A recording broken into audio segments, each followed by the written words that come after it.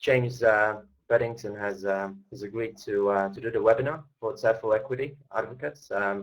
We met when we presented together for a TEFL conference in Poland, in Lublin. That was last year, and we talked about native and non-native speakers. So I'm really interested. I know James has been doing some research, and so I'm sure he'll give you some interesting facts about hiring policies and about issues concerning native and non-native speakers.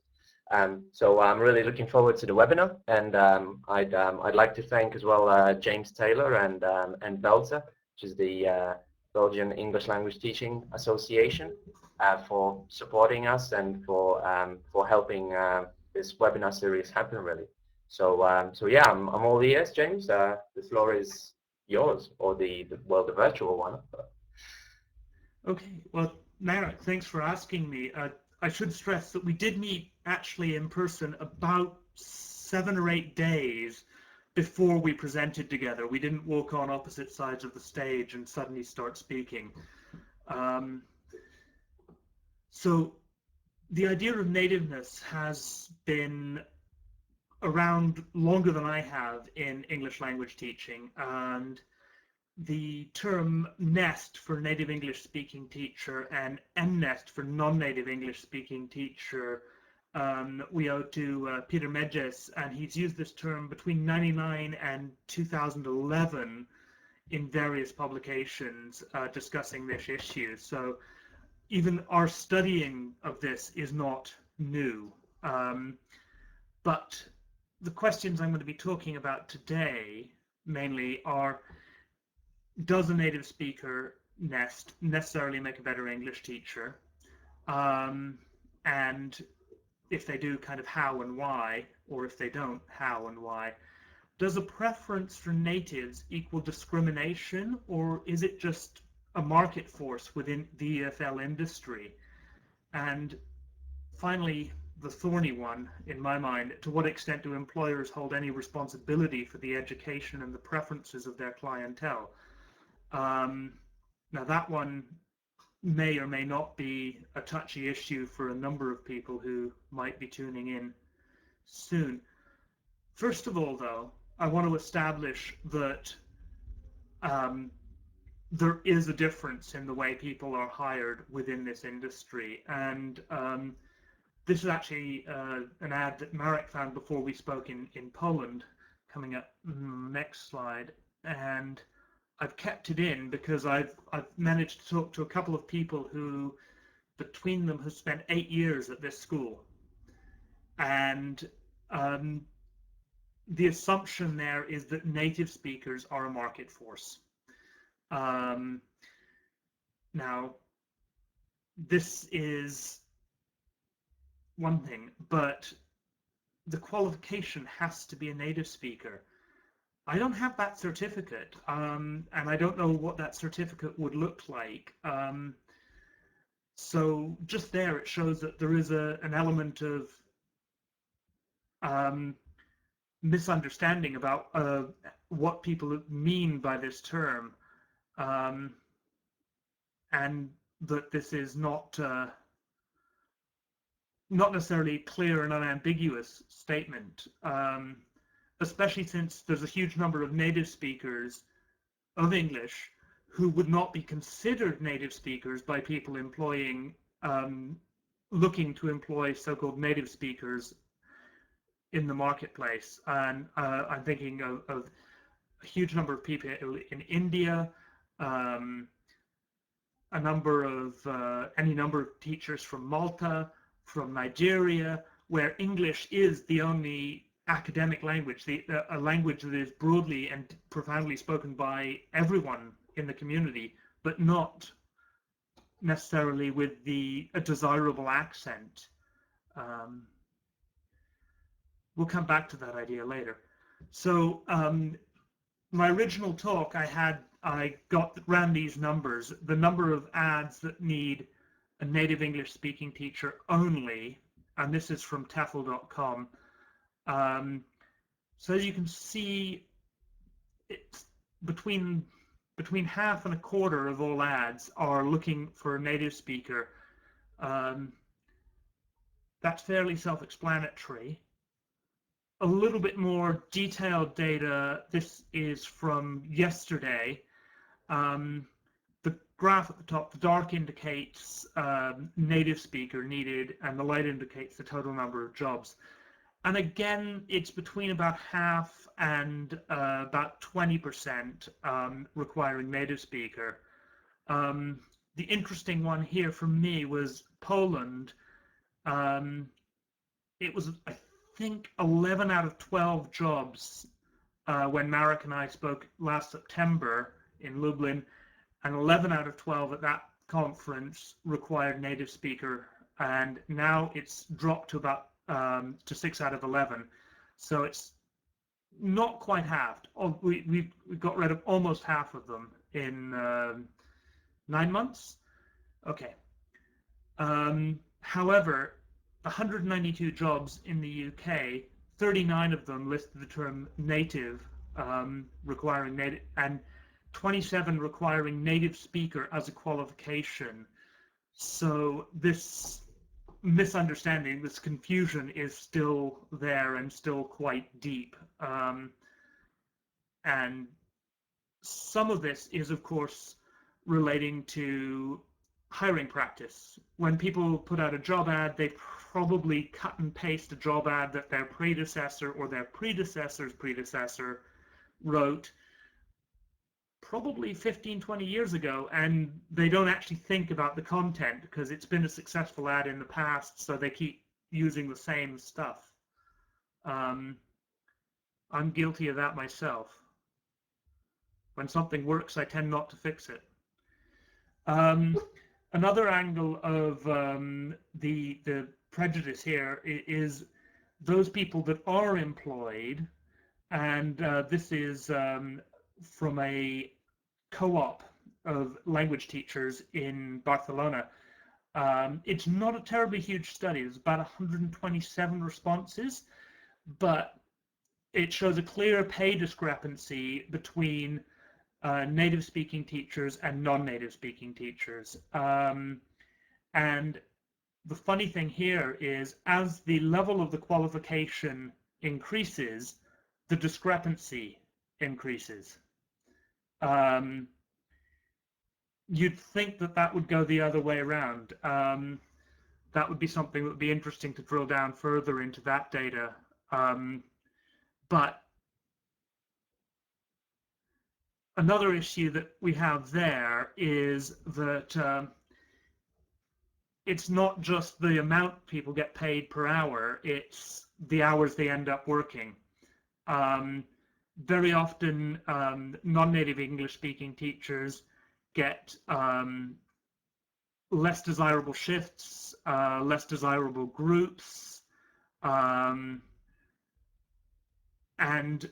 the survey that Marek and I worked on has found that the native English-speaking teachers tend to sort of dominate the choice positions. Now, the non-native English-speaking teachers tend to have short-term, fixed-term contracts, sometimes what in the UK is now known as zero-hour contracts, whereas you're employed, you have to be available, but I may or may not actually give you any work. It's also very, very difficult to evidence where hiring and staffing is relegated. In our survey, roughly 50% of respondents cited countries where English was an official language, but they weren't recognized as native-speaking teachers. As I said, this excludes people from India, from Nigeria, from Malta, one person with a French-sounding name from Canada. So there could be reasons for this beyond discrimination, but especially where the sample sizes are small, it could be that people are latching onto this as a reason when actually there may be other things at stake. It might be that because of a large number of the non-native English-speaking teachers that are employed on short-term contracts, it might be because they happen to be in the town already, and they have to fill in for someone who's ill. Then they're needed under those kind of basis. Now, that may not feel fair, it may not feel reasonable, but it's hard to actually attribute that to any sort of deliberate discrimination. One of the things that was really encouraging from our survey is that 50% of recruiters thought that someone spending a significant amount of time, both social and academic, in English-speaking environments is enough for the recruiter to consider that person of native-speaking level. However, I don't know how many of the job ads that this would reflect. If the job ad says native speaker only, that will probably be used as a filter to stop people, to get in the way of people who are just looking for work. So moving on, couple of snapshots from the data of the survey. This one is looking at the distribution of native English-speaking teachers and non-native English-speaking teachers. 27% of schools hire native-speaking teachers almost exclusively, and 39% have very few. Now, this could indicate that there's a couple of things that this could indicate. The 39% of schools that have very few could be because they have they're in locations which are not considered desirable. They're small schools in remote areas, and they don't have direct access to a recruitment mechanism. They don't have the resources to hire a teacher in, or they don't want to commit to the considerable expense of getting a native teacher to fly from their home country and cover them for a flat without having them seen beforehand.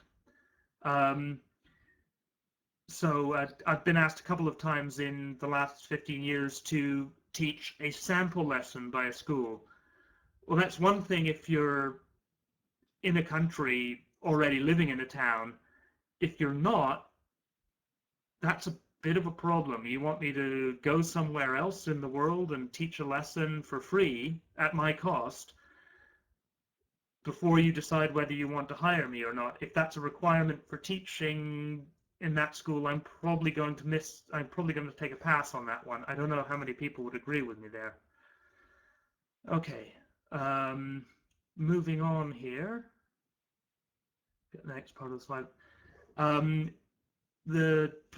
The number of non-native speaking teachers, 87% of the responses report that almost all of their non-native English speaking teachers are exclusively locals.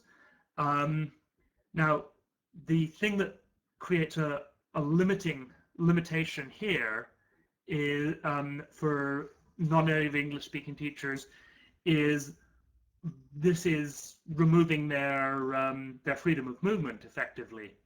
And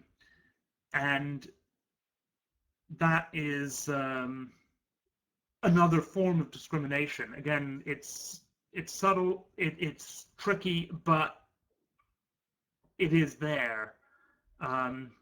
Very hard to actually evidence hard numbers on this kind of action. Okay. So, what makes a good language teacher? And we have a number of these things. They make things interesting, they teach good pronunciation, they explain clearly, which I hope I'm doing today. They have good command of the language, they show the same interest in all students, they encourage participation and engagement, and they are patient. These things are things that come up time and again in feedback for language teachers. Actually, they're reflected by other feedback of teachers of other subjects, but not one of them can I associate with necessarily being a nest. The only one that some people might argue is they teach good pronunciation, and that's a point that I will address in a couple of slides' time. There's none of these that work. Now, even if you had to select which of these you could have, would that good pronunciation model necessarily be in your top three? Personally, my top three would be 1, 4, and 6. So, okay, moving on here. Now, this is extract from Jeremy Harmer. The teacher's personality matters. A teacher has to create a good rapport. He has to pay attention, and and any teacher has to act upon a student's hopes, aspirations. That old thing from the CELTA, teach the class, not the lesson plan. And they also need to demonstrate that they know their subject. You'll find similar things if you look in Jim Scrivener's book, and none of these, again, can a native speaker do any better than a non-native speaker.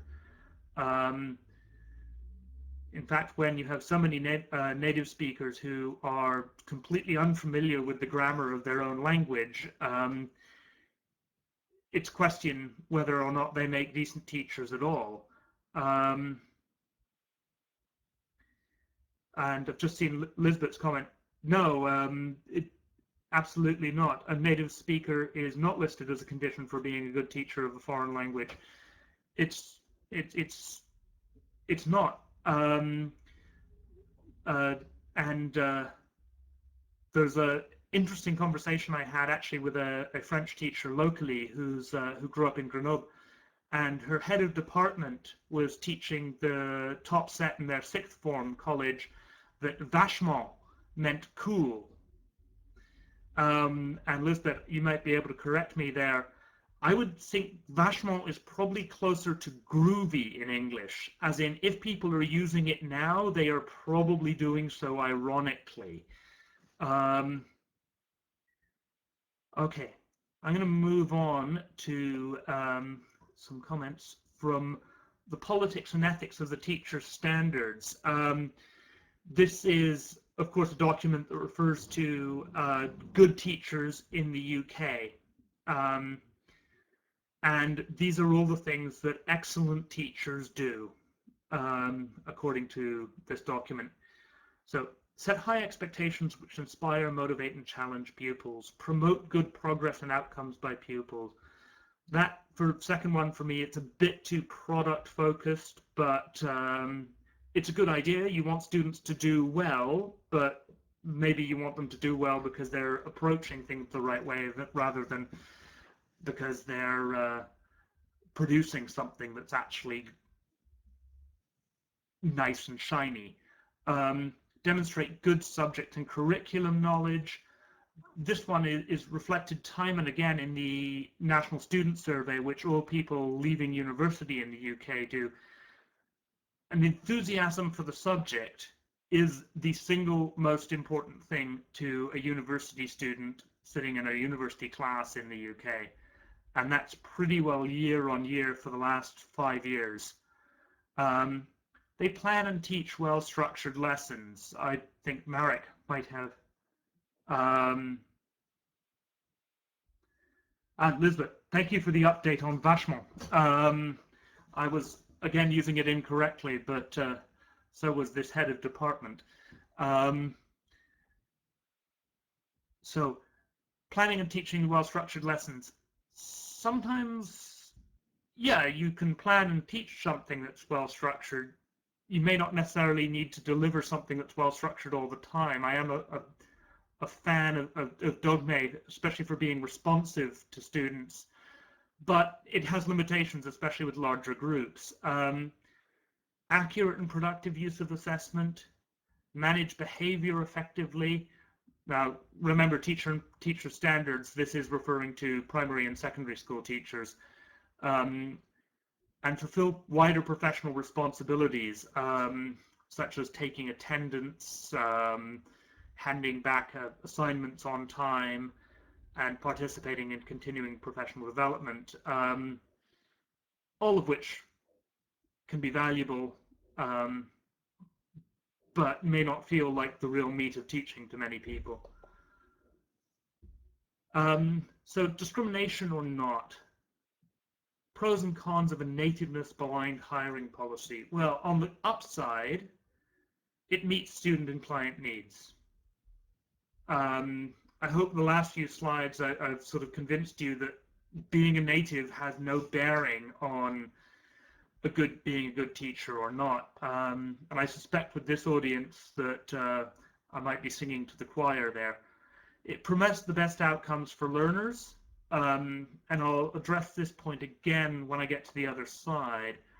Enriches the staff room environment. I'm not saying that you need all non-native English speaking teachers,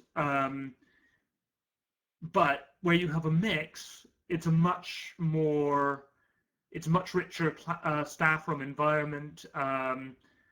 I briefly taught cover in a school where they only had native speakers, and it was a bit weird that there was a sort of almost siege mentality in that staff room. Okay, downside, it's actually illegal within the EU to either advertise or hire based on someone's country of origin. It divides and isolates staff. If there is a distinctness between natives and non-natives, and only natives get the higher level classes, or only non-natives get the lower level classes for that matter, it can make people feel less connected to the institution where they work, which is detrimental to things like team spirit and all sorts of other things which the school should be encouraging and should want. It serves the clients poorly. Obviously, if a nativeness blind hiring policy meets student and client needs well, a nativeness cited hiring policy will not serve them well. And lastly, it provides a negative aspirational model for the learners. What does it say to students in your school if you will only employ native speakers as teachers? Does it say that you think they can learn, or does it say that you think they can only learn so much?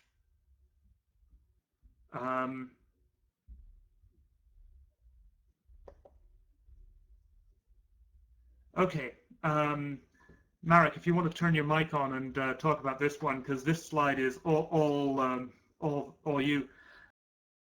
Talking about educating the client, Marek interviewed Varinda Unlu about a year ago now, and yeah, it was exactly a year ago. She's the school director of IH London.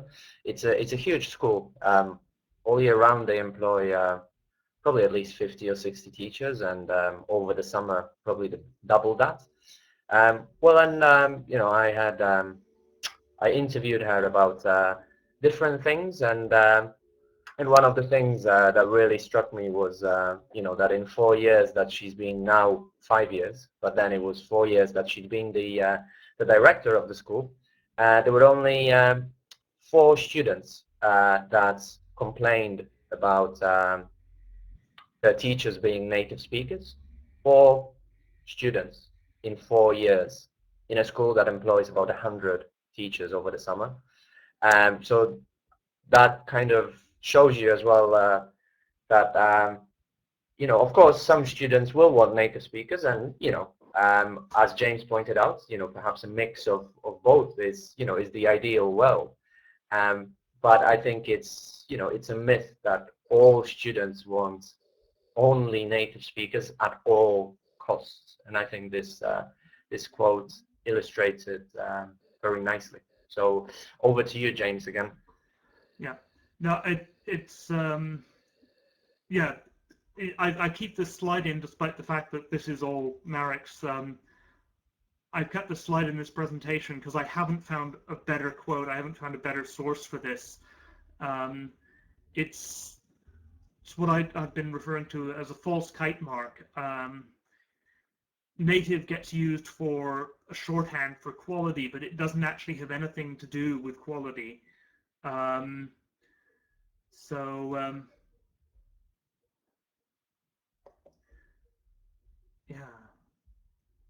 we shifting on. So native speakers provide a good model of language for students to follow. Now these slides have gotten a little confused. What is the model of a native language speaker? Because we've got all sorts of slang in pop music and youth culture and various in-group markings typified by 50 Cent. You get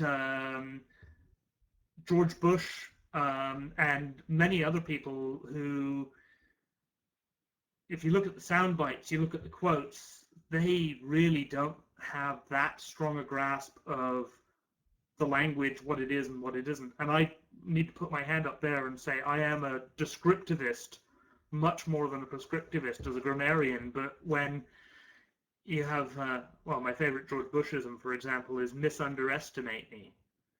So you don't want me to underestimate you for the wrong reasons, but you're perfectly happy that I underestimate you. That's, it's nonsensical. I'm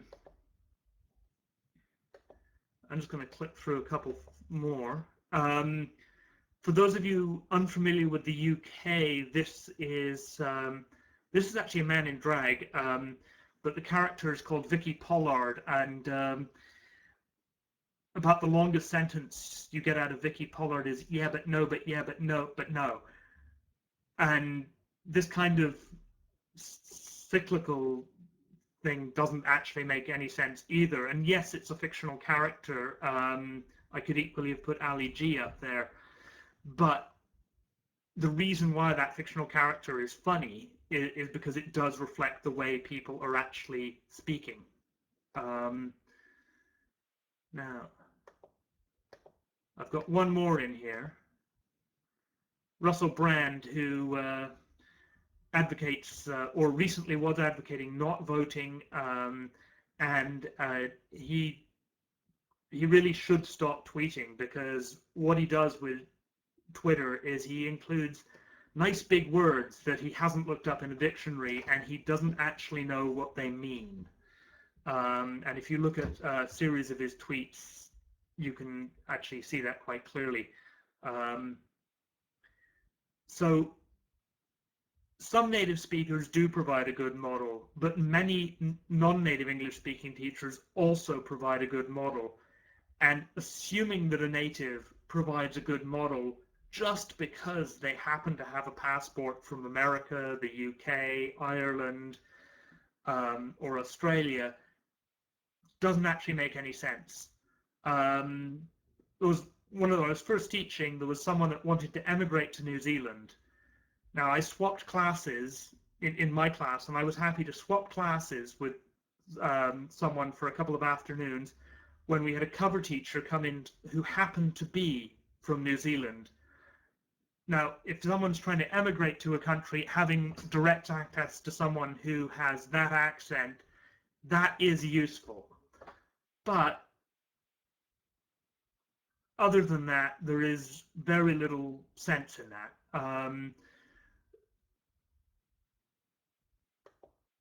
Okay.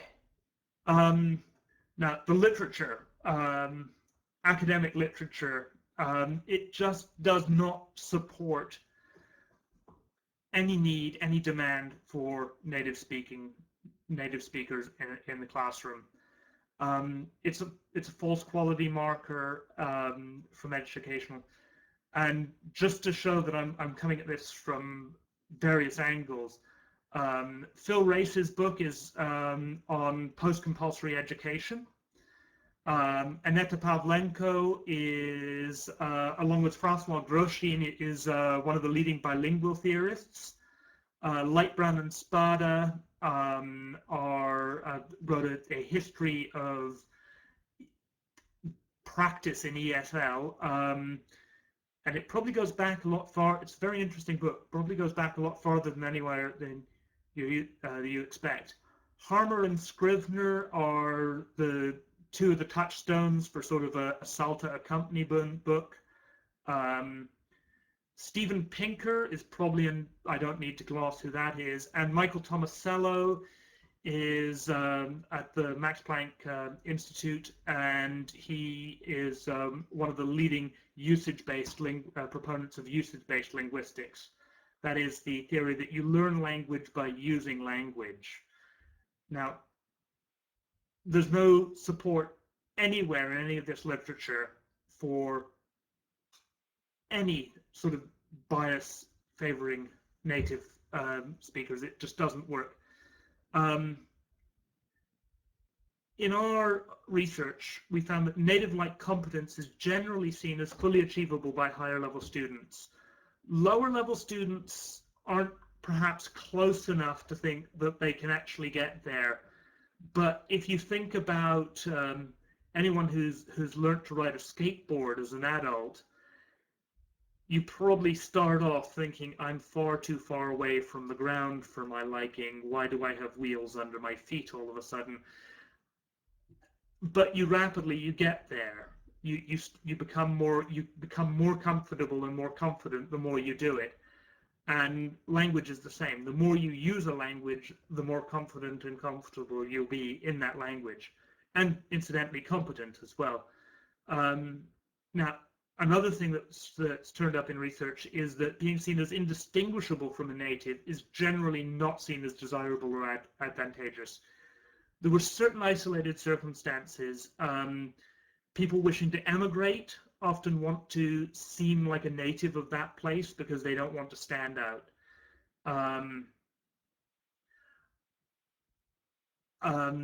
Some actors or people in performing disciplines, they also want to seem like a native of a particular place. But these are, I think everyone would agree, quite specialist desires. Now, again, looking at some of the work from ours, this is actually what students think. And this is the importance for native English-speaking teacher for skills. And this skill is actually reading. The other skills actually don't differ as much as you might think. Now, the second one here, this is for learning grammar.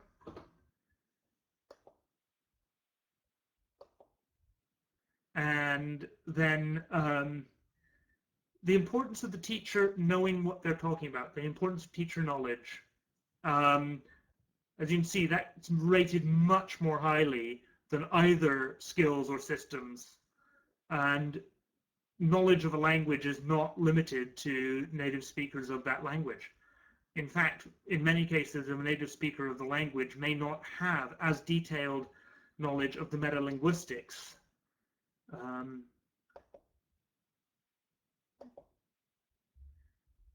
And this is actually the teacher being kind. I'm not even going to suggest that English is the kindest language. For one thing, it has phrasal verbs. But the teachers do need to be kind. Another one, professional. And moving on, experienced. As you can see, professionalism, experience, knowledge, and kindness are all rated as very important or essential by the majority of respondents, whereas the importance of native speakers for skills, for grammar, for vocab, isn't really there. One last snapshot here. is it possible to learn a language to native speaker level? And 74% of learners believe that you can learn to be a native speaker. Okay, so why are schools only hiring native speakers that have certain passports if you can learn to be a native speaker? It may not be something that you can certify, but you can learn a language to this level.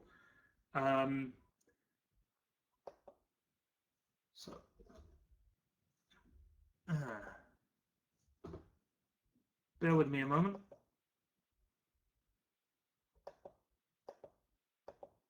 This all adds up in my mind, and this adds up to the native speaker myth. Most importantly, I think here, if everything adds up to you can learn to be a native speaker, then requiring particular passports for jobs is utterly nonsensical. And only native speakers can offer real engagement with the language and culture.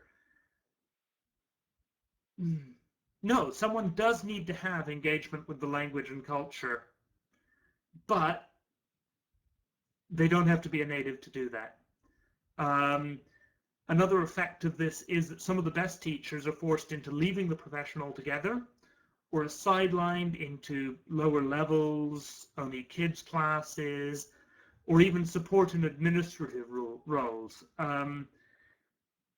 And that some students are served by a carousel of inexperienced, minimally or unqualified teachers, and who may or may not actually have a clear idea of the language and how it works, despite being able to speak it. Now, should schools educate their clients or just give them what they think they want? Anybody who goes to a hospital will go to a hospital for a medical opinion. They might have an idea about what's wrong with them, but they're going to be willing to listen to the doctors in the hospital as to what they should actually do about it. The hospital again, and anyone who doesn't know what that is, that's the engine of a car, probably the engine of quite a fast car, but anyone who drives probably has an idea when their car is sounding funny, but probably less than 1% of people who drive are prepared to actually try and figure out what to do about it themselves. They will go to it, they'll take the car into a garage, they'll ask a mechanic. So the question is, if people accept this advice from hospitals, if people accept this advice from mechanics, surely they'll accept this advice from schools. Someone might go into a school, as people went into Varendaunlu, wanting to have a native speaker, but I ask you now, what do you need? How do you evidence that? Does a school need to just accept that, or can a school say, well, here are 6 reasons why this is a good teacher, whether they're native or not? Get them to try the classes. Give them a free trial class. They'll probably be very happy.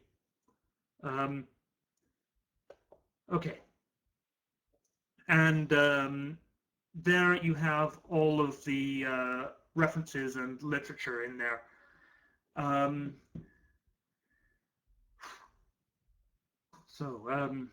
Feels like I've run through that fairly quickly, but I've actually been talking for 45 minutes almost. I've noticed some interesting things happening in the discussion. Do we want to open the floor out for questions?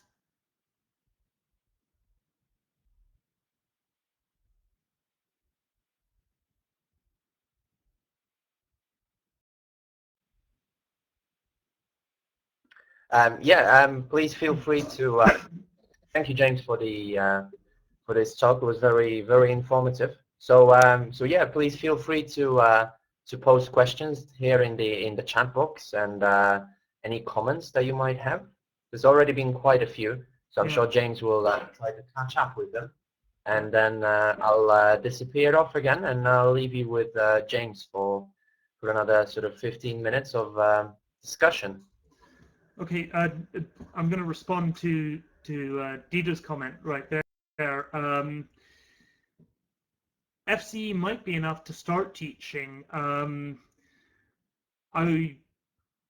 When I was first teaching, I was in Poland. I'd been teaching about 3 months, and the guy that normally taught the CPE class on a Wednesday evening walked out of an earlier class, slipped on some spilt coffee, and hurt himself. So I came out of my FCE class. I was handed a stack of photocopied use of English papers and shoved straight into my first CPE class. They gave me about 10 minutes, and then they asked me about adverbial fronting.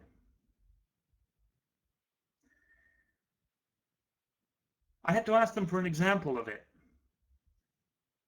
And I was able to discuss it, but I didn't know the phrase adverbial fronting. Anyone who gets through CPE, it requires a certain analytical approach to metalinguistics, and if people get a CPE, can get a CPE, they can teach the language as far as metalinguistic knowledge goes. There are various other things that contribute to being a good teacher, but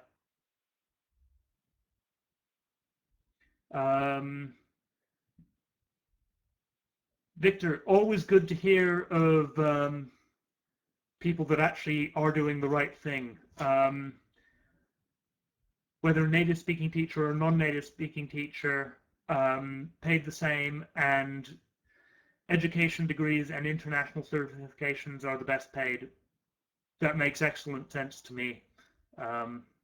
Working on another education degree as we speak, so maybe I'll send you a CV sometime.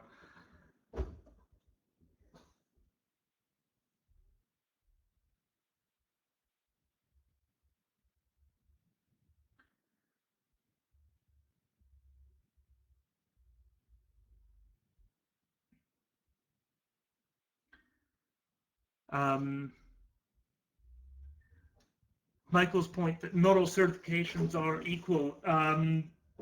True, and very often at the university, actually, we're starting to look more at profiles rather than levels.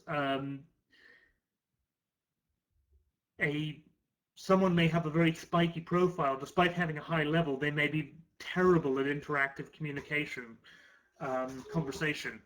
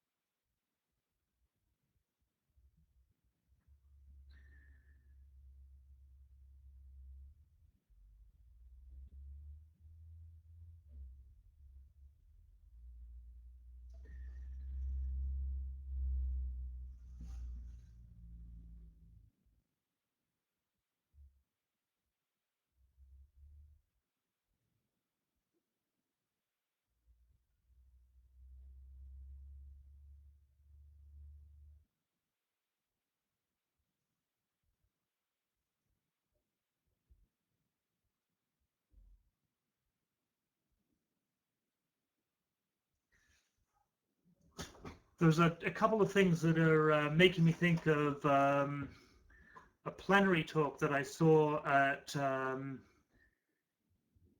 not the most recent IATEFL, but one before in Harrogate, and I can see his face, but I can't remember his name. And he was, for anybody that knows the English Next publication, available free from the British Council, it's the author of that, and he was looking at the number of jobs and the level of English that are required for those jobs and the trend. There's actually, he's predicting from next year a decreasing demand for English language teachers. Hopefully that means that the good ones will stay and less professional, less qualified will leave the profession.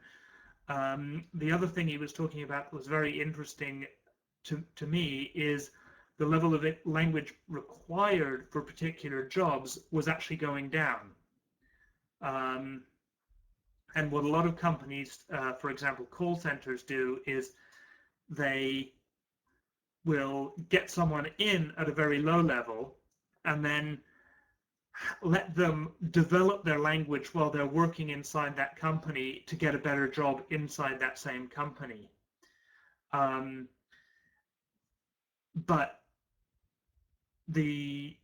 So they were saying that he could predict that in 5 years' time, 90% of all jobs requiring English would be B1 or lower level of English, and primarily spoken rather than written, for the productive skills, whereas less than 5% would be C1, C2. So there's this huge gap between the bottom, the entry-level jobs, and the more senior managerial jobs, and the companies are actually not looking for anyone in the middle and might be adverse to hiring, say, someone who has an FCE or a CAE because they're in this peculiar middle ground and might have particular ideas about the way language is used, rather than learning the language inside a company and therefore having a much narrower usage of language.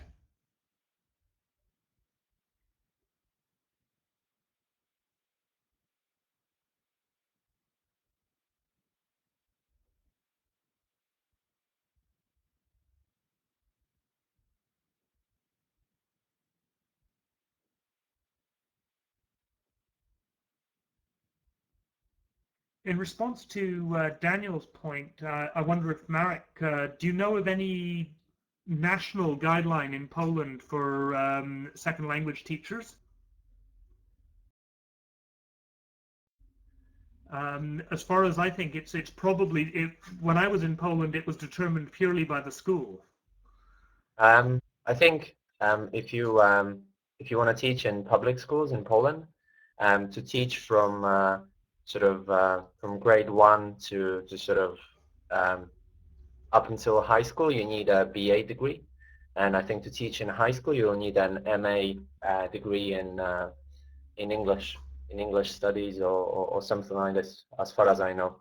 But private language schools, they just hire however they want to hire, and they're not controlled by anybody.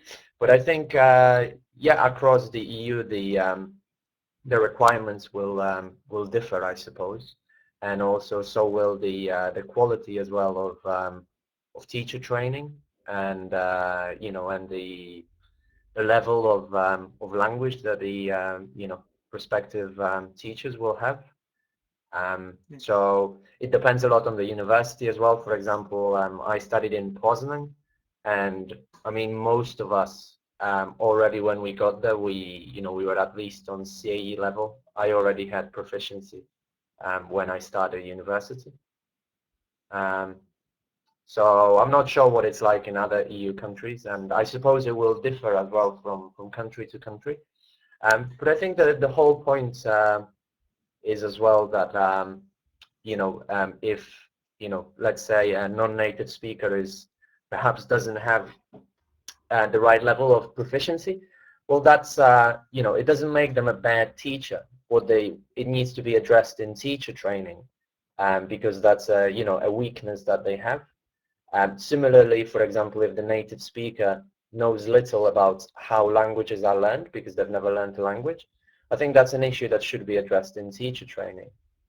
I mean, I have to admit that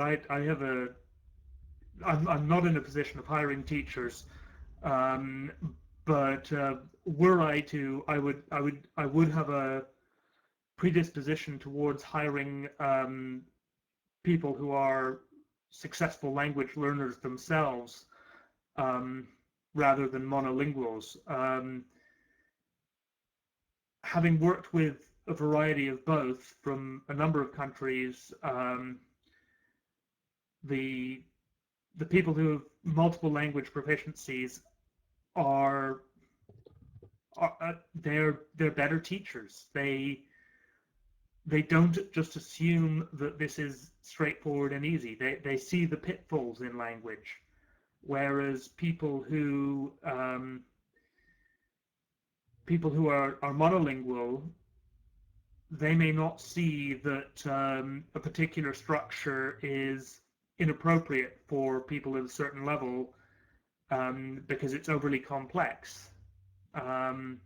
They may think of something as a completely normal everyday phrase, whereas actually it's highly idiomatic and therefore can be confusing.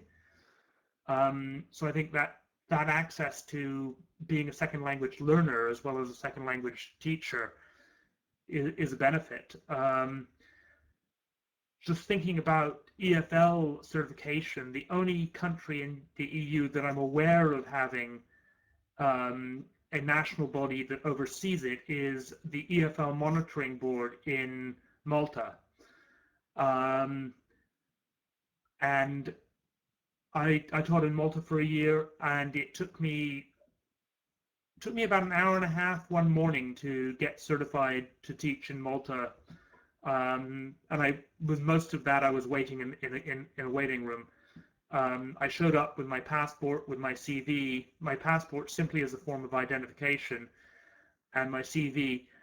Now, a friend of mine who doesn't have a UK passport, who I was teaching with, said it took them a little longer. They were asked a few questions, for instance, why they wanted to teach English, and they had to sort of just explain a bit. But I've only anecdotal basis that was any more than a board official wondering about someone with an Italian name teaching English and not Italian. Is anybody else aware of any EFL oversight bodies in government?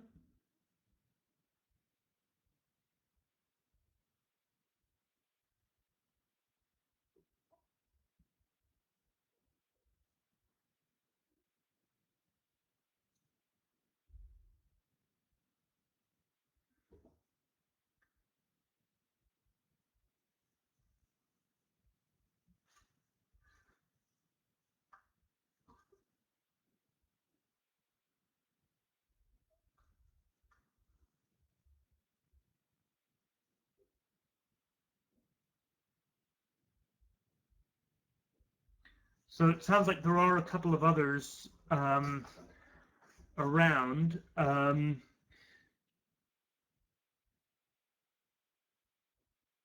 And just go back to Rizwana's comment. How can we standardize the qualification and degree issues?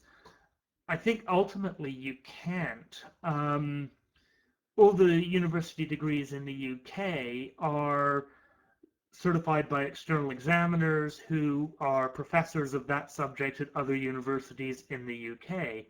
And it's very friendly and collegiate, but when you take a UK degree to another country, it may or may not be recognized depending on a number of factors. You might go somewhere with a master's degree and it will only be recognized at bachelor's level. It's something that I think is a problem for higher education institutions worldwide, but also in the higher education market. In general, the places where degrees are harder to get, are a bit more demanding, they tend to be recognized more readily, more widely. I know that that some in some subjects the 4 or 5 year Polis Magister is not recognized as a master's degree in the UK, whereas in other subjects it is. And I think in the sciences it's based, and I only have second-hand information on this one, the sciences, I think that's based on the amount of independent first-hand research that is required. So internationalization of certifications is problematic, especially when in EFL, I mean, the most common certifying body is local examination syndicate out of run by Cambridge. They're not called the local examination syndicate anymore.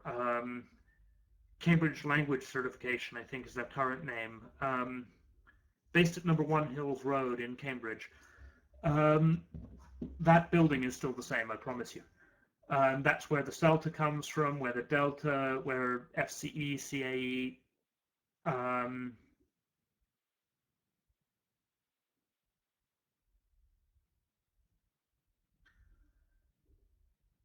the state education system in France, you have to pass an exam. Yeah.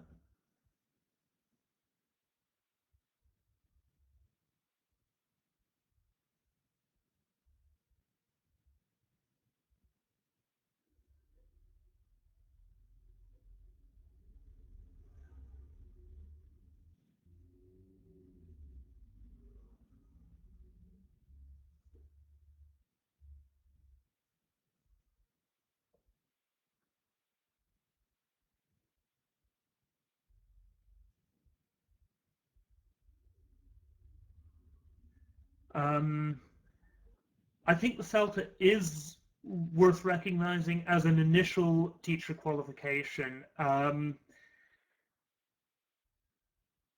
but it is something to build on.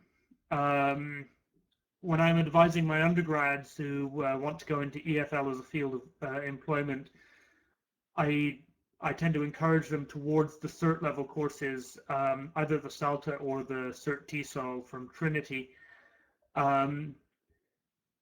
In 4 weeks, people can get a taste, they can get a grounding, they can get some classroom experience, and they can learn how to learn from their mistakes. You can't do much more than that in 4 weeks. But teaching is something that, like language, you have to learn by doing in many ways. And realistically, for most people, they can't afford to support themselves for a year while they practice the craft of teaching.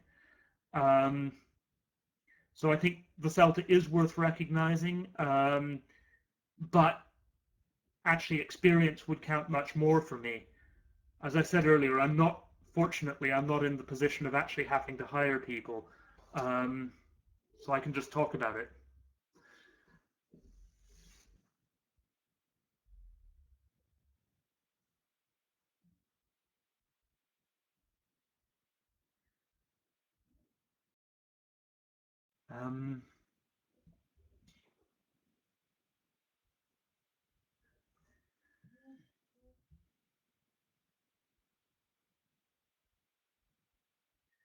Yeah, hi. I just wanted to say that the webinar will be slowly drawing to an end, but please continue posting your comments in the chat box, and we'll try to answer all of them as quickly as you can. But if you have to dash off, that's fine. Thanks a lot for attending the webinar, and thanks a lot, James, for presenting. It was a very informative one. So I hope you learned something from it as well. And thanks James Taylor as well, and Belter for helping us make this happen. So we'll try to answer the rest of your comments here together with James, and then yeah, have a lovely Sunday as well. Yeah. Thank you everyone for coming, and thank you Marek for asking me, and James for hosting and helping with the technical teething problems as well. Otherwise you might not have actually seen me. And thank you all for your thanks as well. That's always nice.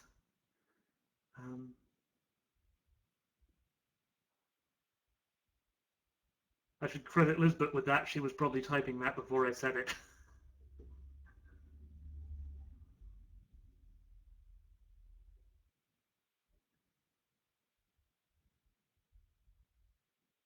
Are there any unanswered questions? Any that we've missed?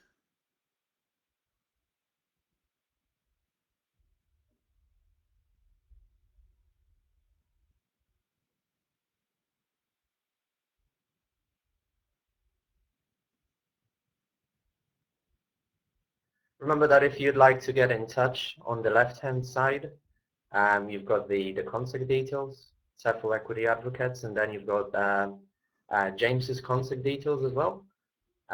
So yeah, feel free to drop us an email, and if you have any other questions.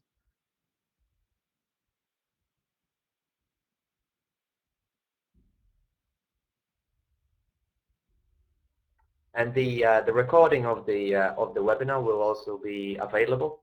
We'll post it on TEFL Equity Advocates website in maybe about a week, and so you'll be able to watch it again as well, or just share it with your friends and colleagues.